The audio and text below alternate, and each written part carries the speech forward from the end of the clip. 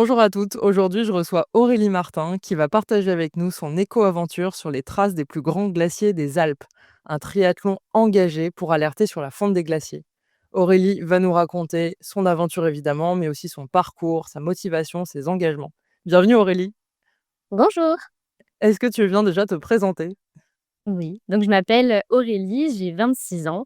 Je suis, sportive et notamment donc triathlète engagée et passionnée de montagne. J'ai la chance de vivre, à Annecy au bord d'un lac et de montagne dans un cadre, assez idyllique et je travaille depuis 3 ans dans le secteur du sport et de la transition écologique. J'ai notamment, commencé ma carrière en travaillant, à la Fédération française de hockey sur gazon en tant que responsable, développement durable et féminisation parce que c'était le sport que je pratiquais à l'époque et dont j'avais envie de le rendre plus vertueux et puis j'ai continué dans cette voie en travaillant, en tant que responsable sensibilisation à la, Recyclerie sportive qui est une association de collecte, de revalorisation des équipements sportifs et j'ai décidé il y a 1 an de m'installer donc à Annecy et de me lancer à mon compte, dans le domaine donc de la transition écologique du sport et de la sensibilisation environnementale.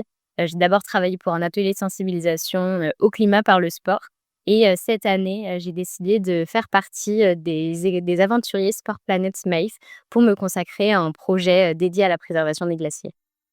Waouh, génial. Alors effectivement, tu as un parcours aussi professionnel qui est complètement dans la lignée de ce projet. Et qu'est-ce qui t'a amené au départ à être sensibilisée particulièrement aux enjeux climatiques?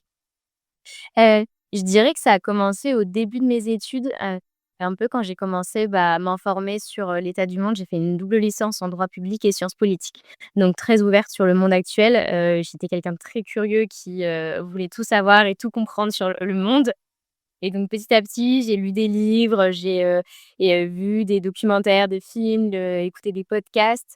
Ça m'a beaucoup intéressée, heu, et j'y me suis engagée petit à petit. Ça a commencé par, des éco-gestes, basiques à la maison et puis j'ai décidé de devenir végétarienne il y a maintenant, 10 ans. J'ai refusé d'avoir une voiture. J'ai, essayé de complètement diminuer l'empreinte carbone, notamment, voilà, au niveau de mon transport et de mon alimentation et de ma pratique sportive. C'était assez global. Et puis j'ai décidé de rejoindre des associations, qui étaient en lien avec ça, notamment les climato-sportifs, que j'ai rejoints en 2023 et ça me donnait, beaucoup de sens et en fait, plus je m'engageais, plus je me sentais utile et plus ça me rendait heureuse et donc j'avais envie de continuer. Et donc voilà, mon engagement, s'est construit un peu comme ça au fur et à mesure et puis je pense que j'ai aussi eu la chance, d'avoir, grandi et passé toutes mes vacances en Haute-Savoie depuis toute petite et donc je pense que le fait d'avoir, grandi dans la nature et évolué en montagne m'a aussi forgé une sensibilité à la nature, à l'environnement et à la nécessité de la protéger et puis le fait de voir, enfin, quand on vit dans les Alpes, on voit depuis qu'on est tout petit l'évolution. Il y a moins de morcements de neige, les glaciers fondent à vue d'œil et donc on ne peut pas ne pas, savoir, ne pas être sensible à cette thématique et donc je pense que c'est, globalement comme ça qu'est née ma sensibilité environnementale. Ouais, ça fait beaucoup d'éléments. Et ta passion pour le triathlon, tu disais tout à l'heure que tu faisais du hockey sur gazon, c'est quand même assez différent. Comment ça s'est venu? Et ben, c'est venu quand je me suis installée à Annecy, alors en fait, j'avais déjà avant, ça faisait déjà 1 an que je faisais du triathlon à Paris. J'avais décidé, voilà, après 15 ans d'un sport à haut niveau où, je m'entraînais quasiment tous les jours, match tous les dimanches, voilà, où j'avais ce besoin de changer et donc je m'étais mis au triathlon du fait que ce soit 3 disciplines, donc assez challengeant. À l'époque, c'était un peu niche, alors moins maintenant parce que ça s'est beaucoup développé. Mais c'était un sport qui m'attirait beaucoup de par les 3 disciplines, qu'il avait. J'adorais courir, je me suis mis au vélo et puis je me suis dit: «Bon, il reste qu'à nager, je peux faire du triathlon» et heu et donc quand je suis arrivée à Annecy, le cadre était vraiment idéal pour pratiquer. Donc j'ai continué en club, à m'entraîner et je me suis vraiment pris de passion pour ce sport-là, heu et donc voilà, j'ai intensifié. J'ai notamment, voilà, rencontré du monde. J'ai beaucoup, pratiqué avec mon copain qui m'a beaucoup aidé aussi à dans cette discipline, qui est un ancien, triathlète de haut niveau. Et donc voilà, c'est un peu comme ça que je me suis mise au triathlon. J'ai l'impression qu'il y a tellement de gens à Annecy qui font du triathlon, enfin du sport en général d'ailleurs. J'avais jamais croisé autant de cyclistes, je pense, que cet été en y allant. C'est impressionnant. Et comment ça t'est né du coup l'idée, de combiner en fait, tu vois, ta sensibilité à l'environnement et le triathlon? Et donc comment est née en fait l'idée de ce projet au global? L'idée, c'est que comme je travaille depuis, 3 ans dans le sport et la transition écologique, pour moi, c'est, assez une évidence d'allier les 2, parce qu'en de tout déjà parce que c'est les 2 choses qui me passionnent dans la vie. Je trouve que c'est important de faire des choses qui nous passionnent, d'être passionné par ce qu'on fait. Donc de base, c'est parce que c'est une passion d'allier les 2, et que je trouve que le sport est un véritable vecteur pour faire passer des messages environnementaux, et donc moi, voilà, c'est comme ça que j'essaye de l'utiliser. Et puis, je trouve que le triathlon, est un sport intéressant pour parler des enjeux climatiques parce que de la même manière que les enjeux climatiques, c'est à la fois une course d'endurance et de résilience et je trouve que les 2 portent des messages assez similaires et le triathlon me permettait d'aborder aussi, des 3 enjeux, un peu importants dans les Alpes d'un point de vue climatique, que sont les enjeux liés à l'eau, au cycle de l'eau, les enjeux de mobilité douce par le vélo et les enjeux de fonte des glaciers par, moi ce que j'appelle donc j'ai remplacé la dans mon triathlon, je remplace, la course par de la marche glaciaire. Donc c'est cette approche-là et en fait, l'idée de mon éco-aventure et du triathlon, elle est née du fait que je me suis renseignée au début de mon projet sur, pendant des mois sur, l'état des glaciers en France, où sont les glaciers, voilà, enfin vraiment toutes les bases de la glaciologie en France et en fait, j'ai constaté que, les 3 quarts des glaciers, enfin les ouais, français étaient, hébergés dans 3 massifs principaux que sont, le massif du Mont Blanc, massif des Écrins et massif de la Neuve Vanoise et je me suis dit: «Bah, en fait, bingo, 3 aventures, je vais faire 3 triathlons à chaque fois 15 jours dans chaque massif et étalés sur toute l'année. Comme ça, je vais pouvoir, y aller à différentes saisons arpenter différents territoires et à chaque fois partir, d'un lac alpin à la nage. Alors pas un lac de haute montagne, je ne nage pas dans des lacs, dont on ne peut pas nager, et qui sont, gelés, en altitude. Je pars vraiment de lacs nageables en montagne. Hem, Ensuite j'arpente à vélo, les sommets jusqu'aux glaciers et puis je fais de la marche glaciaire sur les glaciers et à chaque fois c'était, pour chaque aventure, c'était, organisé. Ah oui, ça fait ça fait effectivement, ouais, un sacré projet et là donc si je me trompe pas, tu en as déjà fait 2 sur les 3. T'as pas encore fait la Vanoise, c'est ça?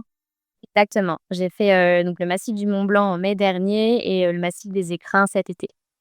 D'accord et à chaque fois, comment donc tu disais la logique de partir d'un lac et cetera, mais comment tu as choisi tu vois, le tracé vraiment spécifique? Parce que, enfin, de l'extérieur, moi, ça me paraît assez compliqué de se dire: «OK, donc je vais vraiment tracer depuis le lac jusqu'au glacier», sachant qu'il faut que ce soit accessible à vélo.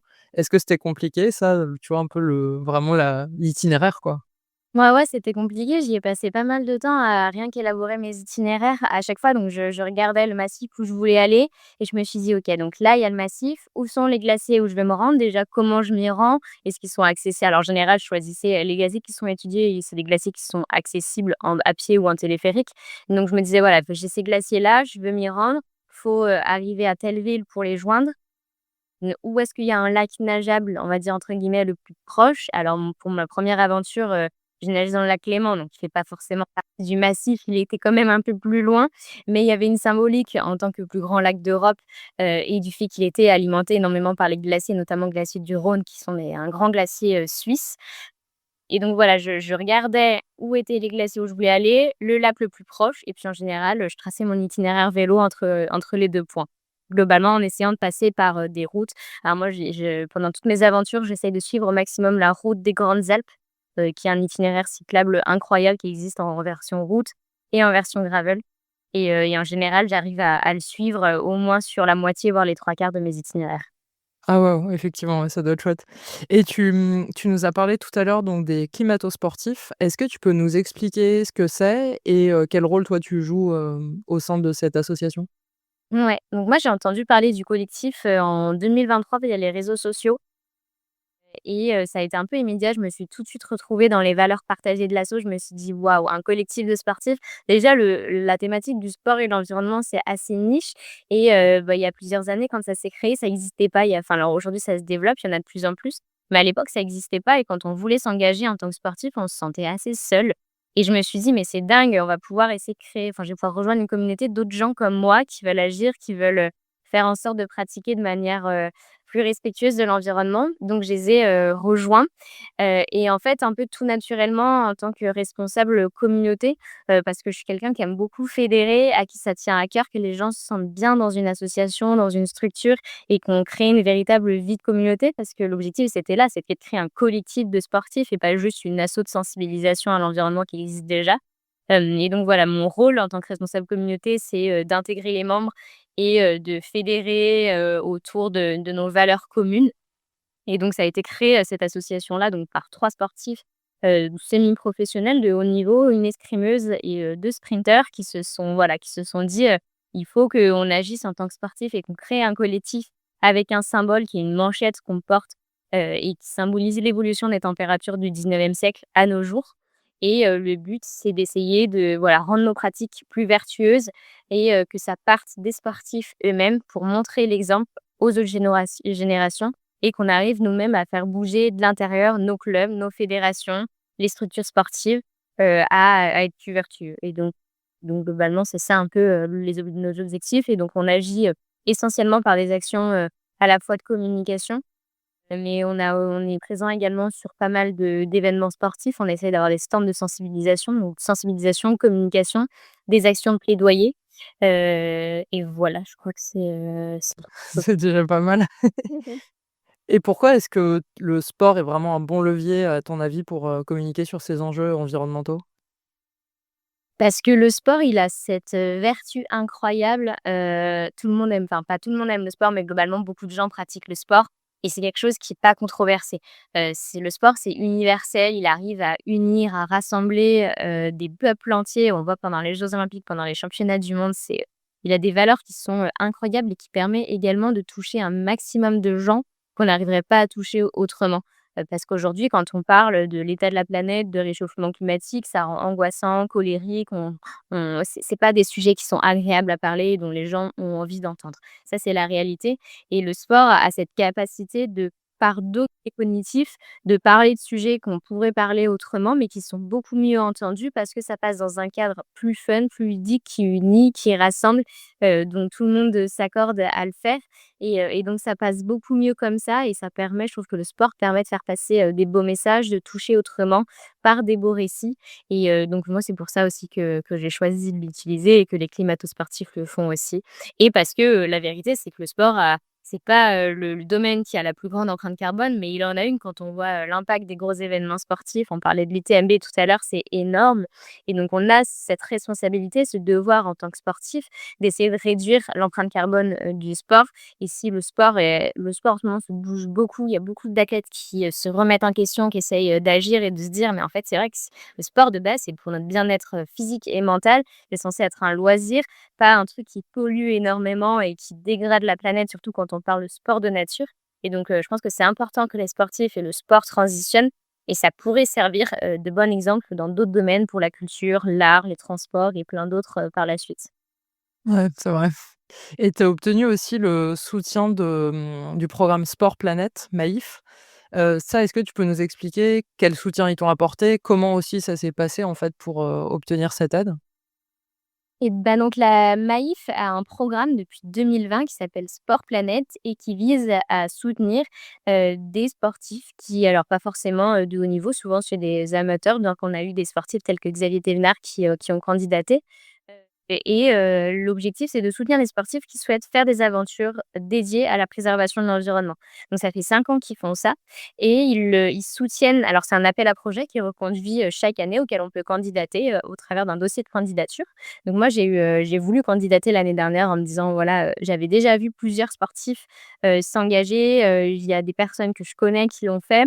Ça m'a beaucoup inspirée et puis l'année dernière, je me suis dit: «Mais, bah, pourquoi pas moi, en fait, cette année? C'est un truc qui me tente bien, je suis dans le domaine, j'ai envie de faire ça». Et donc j'ai été prise sur ce projet-là. Et ils soutiennent, donc de 2 manières, non négligeables, 3 même. Financière, la première, donc pour une enveloppe globale de 7 000 € l'année, ils soutiennent, nos projets et ils font en sorte qu'on puisse, les réaliser voilà, en nous aidant financièrement. Et la deuxième, c'est médiatiquement. On a, donc 2 attachés de presse à disposition, Julia et Adrien de Nature Peinture qui font un travail, remarquable et qui nous aide à faire en sorte que tout ce qu'on fait, ça soit pas fait, «dans le vent» entre guillemets et que, tout ce qu'on ait un relais et un impact médiatique et que les médias puissent parler de nous, grâce à eux. Notamment, sur mes 2 premières aventures, j'ai eu, plus d'une trentaine de relais médiatiques, que ce soit presse écrite, télé, radio, podcast comme ici.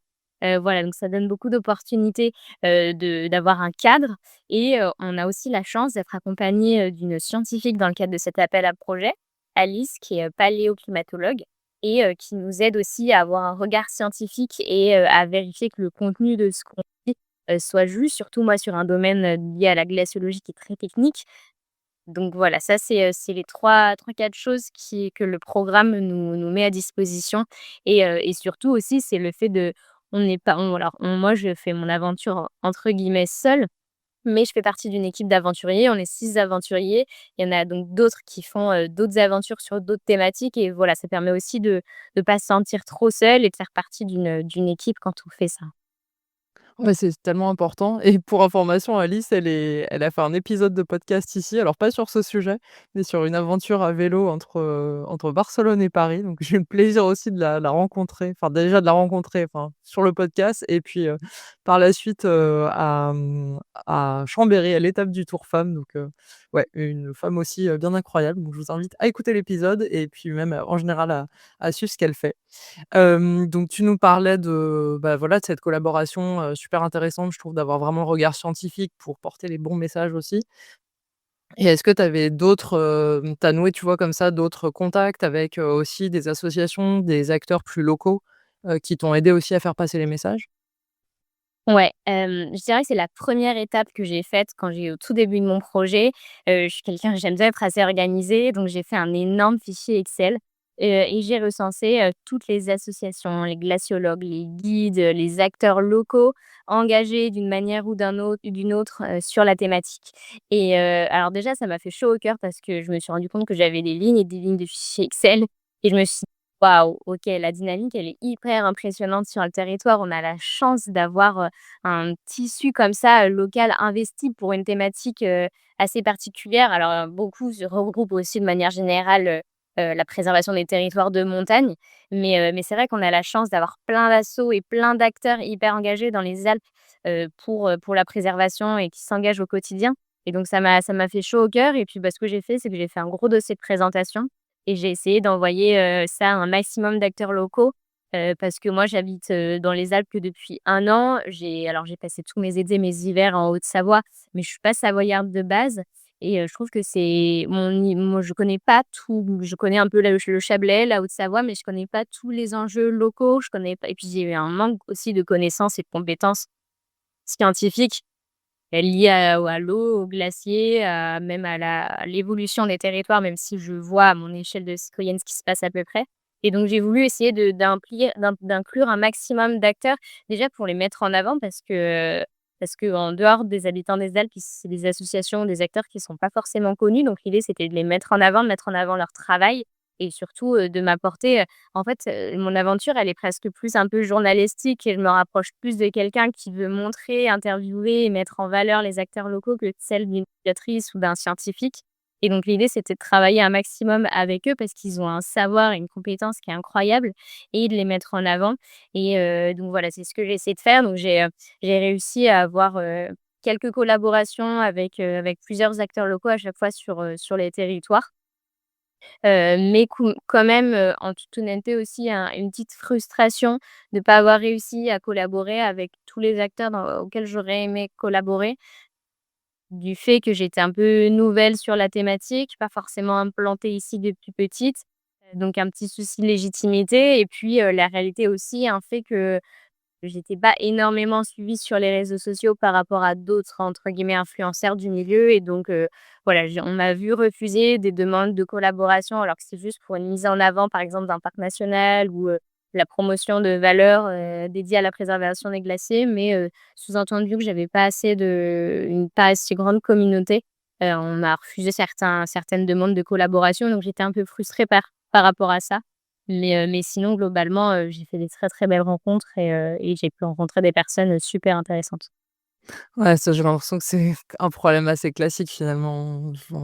Enfin, déjà quand tu es nouveau quelque part, enfin nouvelle et puis effectivement cet aspect parfois influence, bon, enfin, c'est chouette d'avoir une grosse communauté mais ça fait pas tout donc à l'inverse, même si tu as une petite communauté et que tu fais passer un super message et qu'en plus je trouve tu es dans une démarche enfin, tu vois? Parce qu'on voit plein de projets aussi, naître qui sont quand même, qui s'appuie pas forcément sur, justement des données scientifiques et qui ont ce soutien-là et là, je trouve ça chouette de voir que tu mêles tout ça et donc ça mérite du soutien à mon sens, mais et on va parler maintenant de, plus vraiment du cœur du projet.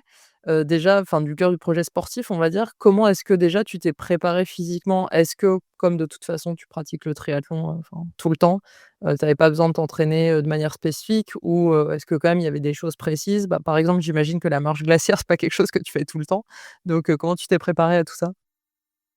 Bah, tu as plutôt déjà bien résumé, les choses. Effectivement, je suis en club de triathlon depuis 2 ans, donc en fait, je me suis toujours globalement entraînée de manière régulière parce que j'aime ce sport.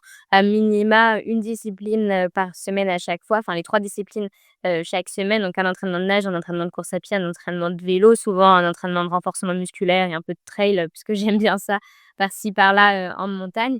Donc déjà j'avais une assiduité, une certaine discipline assez régulière. Là, du fait de l'aventure, j'ai quand même essayé, même en plein hiver, d'être plus régulière dans ma pratique et de m'améliorer, notamment, tout ce qui est sur la nage parce que je suis pas du tout une bonne nageuse et pour ne pas, nager des distances, un peu ridicules, je me suis beaucoup entraînée à faire de la nage en eau libre, donc ça a été surtout le point, phare. Énormément de volume de vélo, surtout depuis, le mois de janvier.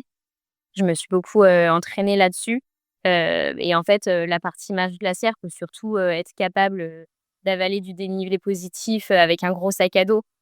Donc ça, j'ai essayé par le trail en allant pas mal en montagne, de m'entraîner, mais ça a été surtout, ouais, nage et vélo, même si, en fait, mon aventure n'a aucune visée de performance ni de record. C'est pour ça que mes distances, quand on les regarde, il y a plein d'autres sportifs qui pourraient les faire. Il y a rien de waouh et d'extraordinaire dans les distances que j'ai faites, parce que j'ai totalement adapté mon parcours à mes capacités physiques et pas l'inverse. Je me suis pas dit: «Je veux faire, le record, des 3 plus grands triathlons, je vais faire 3 Ironman», en fait, j'en avais pas les capacités physiques, j'avais très peu de temps pour me préparer et donc je me suis dit: «OK, j'ai ce niveau-là et ben, je vais regarder les itinéraires qui peuvent me permettre de le faire».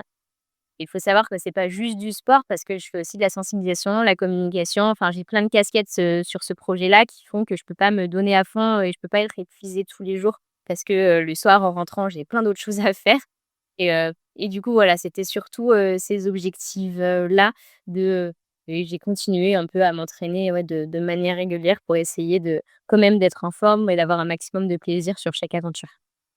Et justement, tu parlais de, bah, toutes ces choses que tu fais en plus de juste faire les sports.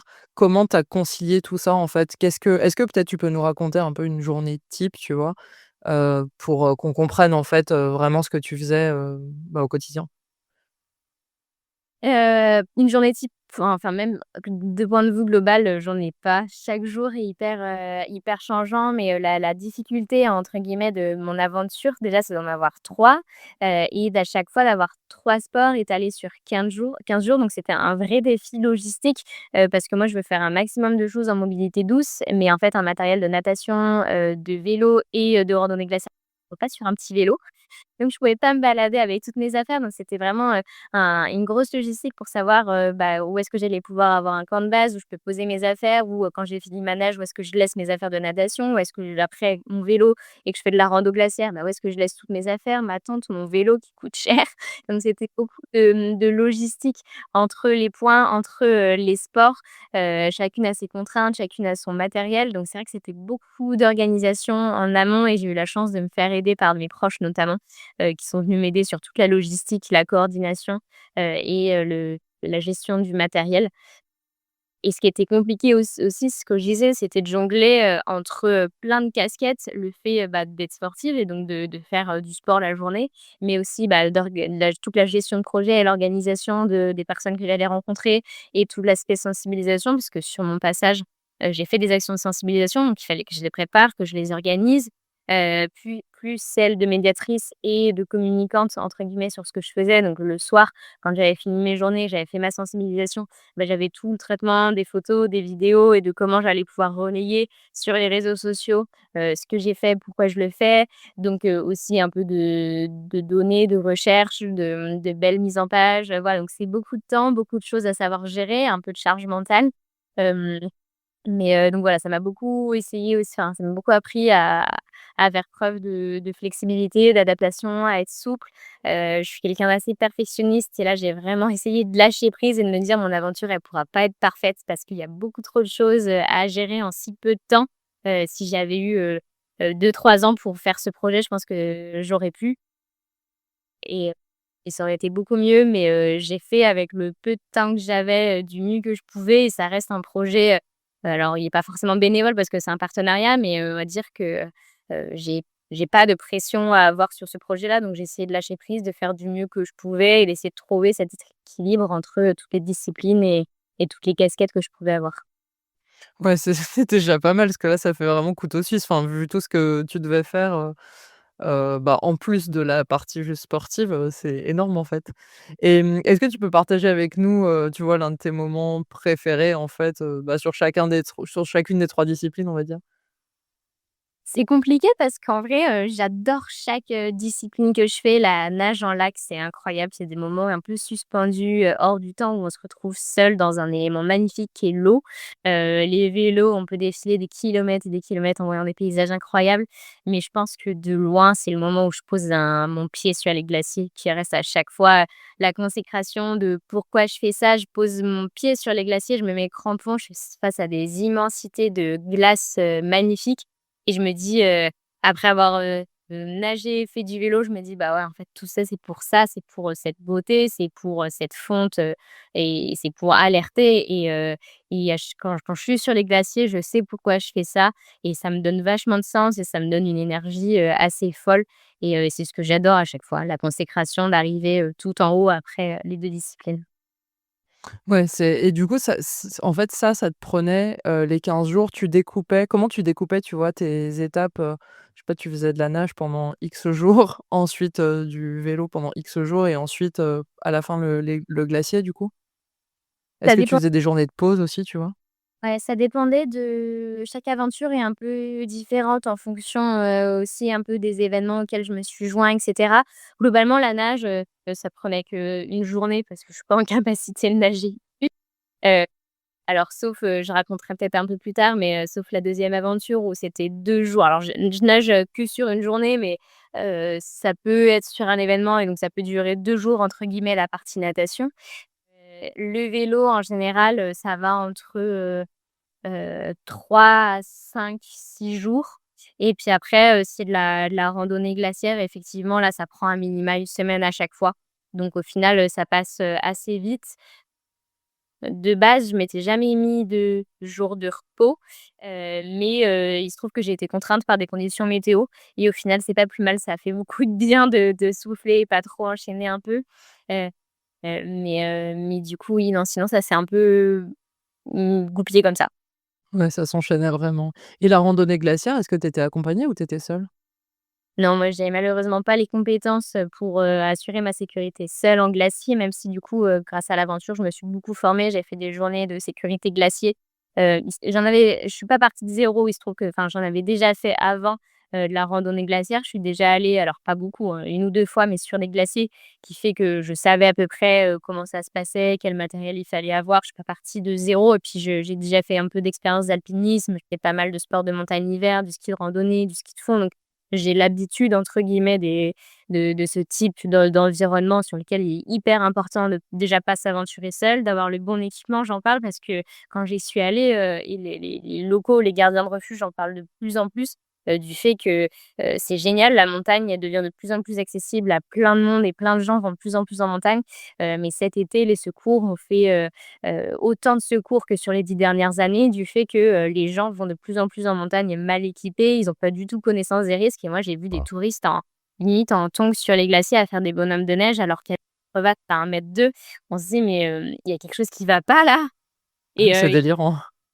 ah, c'est délirant, les gens n'ont pas du tout conscience qu'ils évoluent sur des voilà, des paysages de haute montagne et donc moi, j'ai voulu me faire accompagner, de guides et de glaciologues, de part pour assurer ma sécurité, mais surtout pour, aller là-bas avec des personnes qui connaissent, qui sont là depuis longtemps et qui ont, des connaissances et des choses à m'apprendre sur l'évolution et donc à la fois, à chaque fois, j'ai eu la chance d'être accompagnée par des super personnes qui ont pu, m'apprendre et à me parler de l'évolution des glaciers, en m'emmenant avec eux. Donc ça, c'était chouette.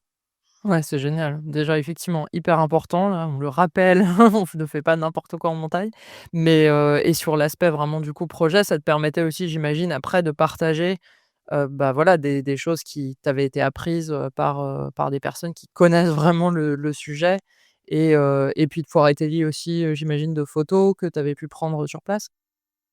Ouais, j'ai essayé de documenter, un maximum, alors toujours en faisant attention aux autorisations parce que, il y a pas mal de glaciers qui se situent dans des parcs nationaux. Je pense notamment aux écrins et en Vanoise, et donc on n'est pas alors moi je faisais de la documentation et je faisais ça pour un projet précis, mais tout le monde n'est pas autorisé à prendre un certain nombre de contenus donc mais j'ai réussi à avoir des autorisations pour le faire et donc j'ai pu, prendre un maximum de photos, vidéos, de contenus et je vais essayer de les envoyer aussi aux acteurs concernés qui puissent avoir un peu de la donnée, au maximum. Ouais, et les actions de sensibilisation dont tu parlais, que tu as programmées en cours de route, comment, bah, est-ce que tu peux nous en parler, en fait, plus en détail? Comment c'est organisé? Auprès de qui tu es allée, faire ces interventions, et cetera? Ouais, bah, l'idée du coup, comme j'ai dit de mon projet, c'était pas du tout un record ou une performance. L'objectif, c'était avant tout de parler des glaciers, parce que le contexte de ce projet, c'est surtout parce que cette année 2025, c'est l'année internationale dédiée à la préservation des glaciers et donc c'est une année phare, pour essayer d'en parler et moi, comme c'est un sujet qui me touche, que j'ai trouve beau, que j'y suis déjà allée sur des glaciers, j'ai eu envie de relayer ces messages-là, et d'en parler, et du coup, l'objectif, c'était avant tout d'avoir de l'impact et de toucher, sensibiliser un maximum de monde sur ces enjeux-là. Avant tout et donc pour ça, j'avais plusieurs, moyens de le faire. Le premier c'était il y a des événements, alors non, le premier c'était surtout d'organiser donc des temps de sensibilisation, pendant mes aventures, mais aussi en fait sur tout le reste de l'année. J'ai fait pas mal notamment d'actions dans des avec des scolaires au sein moi-même organisée à Annecy, j'ai fait souvent des soirées d'ouverture de mes aventures où j'ai essayé d'emmener un maximum de monde, avec moi pour parler des glaciers. Et l'autre chose, c'est, par des événements sportifs. Ça me tient à cœur sur chaque aventure de m'allier à un événement sportif local, qui me permet, à la fois donc d'avoir de la visibilité et de parler de ce que je fais et surtout d'avoir un stand de sensibilisation. Et donc, sur ma première aventure, je me suis joint à l'Halsman, qui est donc un événement, donc de triathlon, une grosse course de triathlon à côté d'Annecy, qui est en partenariat en plus avec la Maïf, qui est une véritable politique, on va dire, de développement durable et d'essayer de faire en sorte que le triathlon ait un moindre impact et donc j'ai eu la chance de pouvoir, finir mon aventure, en étant la première à passer, l'arche de Haussmann. Donc c'était un véritable honneur et j'ai eu un stand de sensibilisation avec la Maïf tout le week-end qui m'a permis de toucher et là, sur cet événement, je pense que j'ai touché plus de 400 personnes. J'ai pris le micro, avant le briefing, devant toutes les personnes qui étaient venues pour faire, le format Ironman. Du coup, on peut toucher aussi par des événements dans lesquels j'ai essayé d'intégrer dans mes aventures un maximum de gens. J'ai fait la même chose sur la seconde aventure dans les écrins où, je me suis joint à une course de natation en eau libre. En fait, le week-end où j'étais censée, nager dans le lac de Serquanson pour débuter mon aventure dans les écrins, il se trouvait qu'il y avait une course de natation en eau libre et je me suis dit: «Bah, plutôt que de faire ça de mon côté, je vais me joindre à un événement existant» et donc j'ai eu un stand pareil de sensibilisation sur l'événement, tout le samedi et le dimanche, j'ai fait la course, avec tous les autres. Donc ça m'enlevait de la déjà de la logistique perso et ça me permettait de me joindre et je vais essayer de faire la même chose, en vanoise. Et puis mon dernier moyen aussi d'essayer de sensibiliser et d'embarquer dans l'aventure, c'était, le fait de dire à un maximum de gens, de venir avec moi et de partager avec moi la nage, le vélo ou la rando glaciaire, parce que je trouve qu'il y a rien de mieux pour toucher les gens et qu'ils comprennent et le fait de aussi de pas être seul et d'embarquer un maximum de gens dans l'aventure avec moi, ça me tenait à cœur. Et du coup, j'ai pu avoir pas mal de gens que je connaissais ou même que je connaissais pas, qui m'ont dit: «Bah, ton projet, il me parle, moi j'ai envie de venir avec toi, d'explorer, de comprendre ce que tu fais». Et j'ai notamment eu, ce qui était génial sur ma première aventure, on a fait un relais, de 20 kilomètres en natation. On était 4 et il y avait 3 personnes que je ne connaissais pas d'avant, qui étaient des nageurs locaux de clubs de natation aux alentours, qui m'ont dit: «Bah, on» j'avais envoyé un mail et ils m'ont dit: «On a vu ton mail, ça nous parle, ton projet, il a l'air trop cool, on est preneurs» et donc moi, c'est des trucs qui me font hyper plaisir et je trouve qu'est un bon moyen de sensibiliser les gens. Mais voilà, il se trouve que, j'ai pas pu faire autant de sensibilisation que je voulais en faire pendant mes aventures, heu, du fait que j'avais un peu ce problème de légitimité en arrivant dans un territoire et en disant, «Oui, moi petite sportive, je voudrais proposer une animation sur les glaciers», alors que, des glaciologues en proposaient déjà, des associations plus légitimes que moi en faisaient déjà et donc après, je me suis aussi joint à des événements existants. Avec la Nuit internationale des glaciers, il y avait plein d'événements organisés et donc voilà, j'ai essayé de me joindre plus à des événements qu'en d'organiser moi-même qui était un peu compliqué, d'un point de vue légitimité. Mais du coup, tout s'est bien goupillé et puis je me concentre aussi pas mal sur la partie réseaux sociaux et essayer de toucher les gens, via ce moyen-là qui au final, c'est celui où on peut toucher le plus de gens en une vidéo. On touche beaucoup plus qu'en une action, dans un refuge, où il y a, 5-6 personnes. Donc voilà, j'essaie d'allier, un peu tout. Ouais, ça fait déjà pas mal et est-ce que, quel retour, en fait, tu as eu des gens, tu vois, que tu as contactés? Soit, vraiment, des gens que tu as vus en direct, mais aussi sur les réseaux sociaux, forcément, il y a des gens qui ont dû commenter et cetera. Quel retour, tu as eu et quels sont peut-être ceux qui t'ont le plus marqué? Je dirais que ce que j'ai observé, quel que soit le public, globalement, c'est un intérêt. Enfin, moi, quand j'ai annoncé mon aventure, j'ai été beaucoup soutenue. Les gens m'ont dit: «Waouh, c'est trop bien ce que tu fais, c'est hyper utile, on a besoin de gens comme ça». Il y avait vraiment une curiosité sincère, un intérêt, un soutien, réel au début, avec pas mal de questions qui m'étaient posées sur: «Pourquoi tu fais ça? Pourquoi les glaciers?» et cetera. Et le fait que quand on parle des glaciers, globalement, je vois que les gens, ça les émerveille, ils trouvent ça beau et cetera et donc voilà et même chez les scientifiques, on va dire, ils étaient contents d'avoir des personnes qui relaient leurs messages et cetera.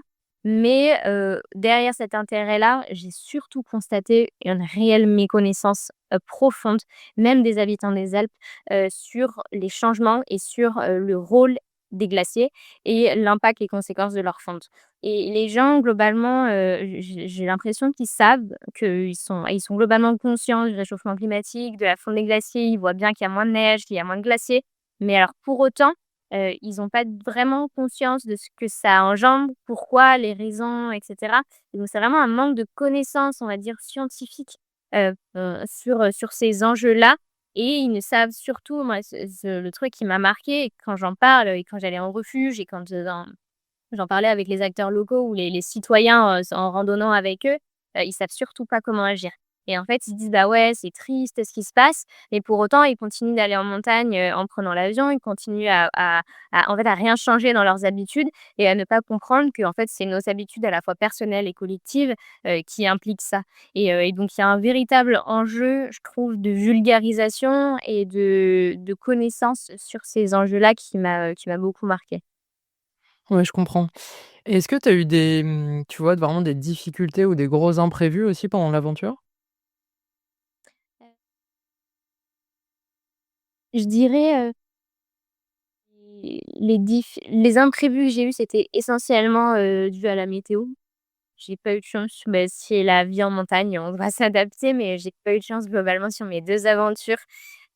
J'ai eu de la pluie, surtout dans la première aventure, j'ai 1 semaine d'orage. Donc j'ai eu au final que 4 jours au lieu de 10 jours de randonnée glaciaire.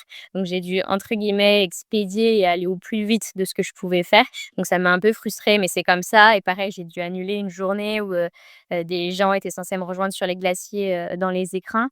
Donc ça, c'est les imprévus que j'ai eus, mais c'est les aléas de la montagne et je dirais sinon en termes de difficultés, pas tant parce que comme je disais, j'ai beaucoup adapté, mes itinéraires à mon niveau, mais je dirais quand même, que ma plus grande difficulté, ça reste la natation et que, je pour l'anecdote de base, je suis quelqu'un qui est pas du tout à l'aise en eau libre et qui est au contraire qui aime pas trop ça. Quand je m'écarte de plus de 5 mètres de la plage et que je vois pas en dessous de moi, j'ai tendance un peu à paniquer. Heu, du coup, j'ai fait un ça a été la première aventure, elle a été dure quand je me suis retrouvée au milieu d'un lac en plein mois de mai où, c'était le début de la natation en eau libre et que j'avais vraiment en fait, j'avais le seule distance que j'avais nagé, j'avais fait 2-3 triathlons dans ma vie, en rivière ou sur des distances beaucoup plus courtes et donc le fait de nager, plus de 2 kilomètres comme ça dans un lac, seule, avec personne autour de soi, ça m'a fait un peu peur. Pour l'anecdote, il y avait ma sœur à côté de moi qui était en kayak, et je lui disais de pas trop s'écarter sinon je paniquais. Mais du coup, ça m'a je suis ressortie de cette, journée-là, ça a été, un peu mentalement dur, j'avais le cœur qui palpitait beaucoup, mais j'étais très, très fière de me dire: «Bah, tu vois, tu avais peur», j'adore nager, mais j'avais un peu peur de nager en lac, seule et même si on était en relais quand même, mais bon, quand tu nages, on nageait seul et et donc j'avais cette grosse fierté personnelle de me dire: «Bah, en fait, tu vois, tu as réussi, il s'est rien passé, tu as pas eu de soucis, de toute façon, il y avait l'assistance à côté au cas où il se passait quoi que ce soit», et du coup, après, j'ai pu sur les autres aventures, même si la course, entre guillemets, de natation en eau libre dans les écrins, elle me stressait beaucoup parce que j'avais peur de pas avoir le niveau par rapport aux autres nageurs, globalement, j'en suis ressortie surtout très fière et me disant que j'étais capable et que c'était un très beau sport et que c'est quand même incroyable d'avoir la chance de nager des kilomètres dans des lacs, hyper purs et hyper agréables à nager. Voilà. Ouais, c'est une belle, leçon aussi finalement, ça t'a aussi fait faire, des choses que tu aurais pas forcément faites naturellement, donc c'est sympa. Tu as mêlé plein de choses. Et là, alors la suite, donc c'est la Vanoise. Quand est-ce que tu pars et comment tu vas organiser ça? Ouais, donc là, la prochaine aventure, elle se si elle, il y a elle se sera dans le massif de la dans la Vanoise, pardon, du coup en octobre. Je suis encore en train de définir, le parcours parce que, maintenant c'est un peu compliqué de prévoir en octobre. Est-ce que, ce sera les lacs seront nageables ou pas nageables? Alors il y a aucun lac dans le massif, donc je me suis posé la question de faire un triathlon, heu, d'hiver, on va dire, un peu adapté ou de partir d'un autre lac, pourquoi pas le lac d'Annecy. Voilà, donc tout est encore, j'ai rien d'incroyable à annoncer parce que je suis encore en train de réfléchir à tout ça. Il faut que je me définisse cette semaine. Mais je repartirai toujours quand même en triathlon ou un triathlon adapté. Il y a des magnifiques glaciers, la Vanoise est connue pour son fameux, tour des glaciers de la Vanoise. Il y a des beaux glaciers, il y a des choses intéressantes à aller étudier dans ce massif-là, un beau parc national. Donc j'ai hâte et je vais essayer de faire en sorte que cette dernière aventure, clôture cette, superbe année, avec la Maïf et en tant qu'aventurière, du mieux possible. Bah, c'est chouette, on va pouvoir suivre ça. Et est-ce que tu as d'autres projets, tu vois, que tu as déjà en tête sans que ce soit des choses arrêtées, mais des choses que tu as envie de faire, pour continuer dans la lancée? Bah, je réfléchis, beaucoup à la suite de mon aventure professionnelle, on va dire, parce qu'après, cette aventure-là, il s'agirait de retrouver un travail quand même. Et voilà, c'est vrai que j'ai adoré passer beaucoup de temps en montagne et donc ça me questionne sur, bah, quel travail je vais faire par la suite. Est-ce que j'ai pas envie de plutôt qu'un travail de bureau, j'ai beaucoup travaillé en associatif, mais souvent derrière un bureau, est-ce que j'ai pas, plutôt envie de travailler au cœur des paysages qui m'émerveillent, que j'ai envie de protéger? Donc je réfléchis à donner une suite. Alors je pourrais pas travailler en glaciologie, pas en médiation scientifique parce que j'ai pas les compétences pour, mais j'aimerais bien continuer à essayer de d'agir dans ce domaine-là et à donner une suite professionnelle à cette aventure, qui a été incroyable. Pourquoi pas auprès d'associations ou, de parcs nationaux, de réserves naturelles. Voilà, je réfléchis, mais en tout cas, pour l'instant, j'ai, pas d'autres éco-aventures de prévues à la suite de celle-ci, parce qu'il faut l'avouer que c'est quand même beaucoup de préparation et beaucoup de fatigue physique et mentale et du coup, je pense que, voilà, pour l'instant, non, mais je continuerai en tout cas, dans tous les cas, à promouvoir ces valeurs-là et à continuer à faire, de l'aventure de la manière la plus respectueuse possible et à continuer à barouder dans les Alpes, ça c'est sûr et peut-être que l'avenir me réservera de belles surprises et que j'en ferai d'autres. On verra. Oui, certainement. À mon avis, tu parti pour. Et pour terminer, j'ai ma question traditionnelle. Quel message est-ce que tu as envie de faire passer, aux sportives en général? Je dirais celui d'oser partir à l'aventure et surtout d'oser partir seul. Je trouve que c'est incroyable et que c'est important aujourd'hui dans notre société de savoir le faire et d'aller à l'aventure. Souvent en tant que femme, on hésite, on n'ose pas, on manque de confiance en nous. On a aussi parfois, une famille, c'est pas toujours facile, de le faire, et pourtant je trouve qu'en tant que enfin, toutes les petites filles ont besoin d'avoir, plus d'exemples et je trouve qu'on manque aujourd'hui de femmes, guides, aventurières, sportives. On manque d'exemples en tant que femme voilà, moi, je suis beaucoup investie dans l'association Femmes en montagne et on essaye de promouvoir ces valeurs-là et d'oser, faire en sorte qu'il y ait plus de femmes en montagne, plus de femmes réalisatrices, plus de femmes, dans la société parce que je suis convaincue que plus de femmes engagées, notamment dans la science, dans l'aventure, dans le sport, ça peut amener à plein de belles choses. Et pour finir, je retiendrai juste la citation de Sentinelle Climat entendue dans la bouche d'Alice Sylvestre, une glaciologue que j'aime beaucoup, qui dit, que si on n'a pas réussi, il faut continuer et que même si on a réussi, il faut continuer et je trouve qu'elle a bien raison de dire ça. Voilà. Parfait comme message final. Merci beaucoup Aurélie, c'était vraiment, intéressant de comprendre, bah, ton cheminement, tout le récit de ton aventure et puis du coup, on va pouvoir continuer à suivre avec la Vanoise. Oui, merci à vous. Merci, à bientôt.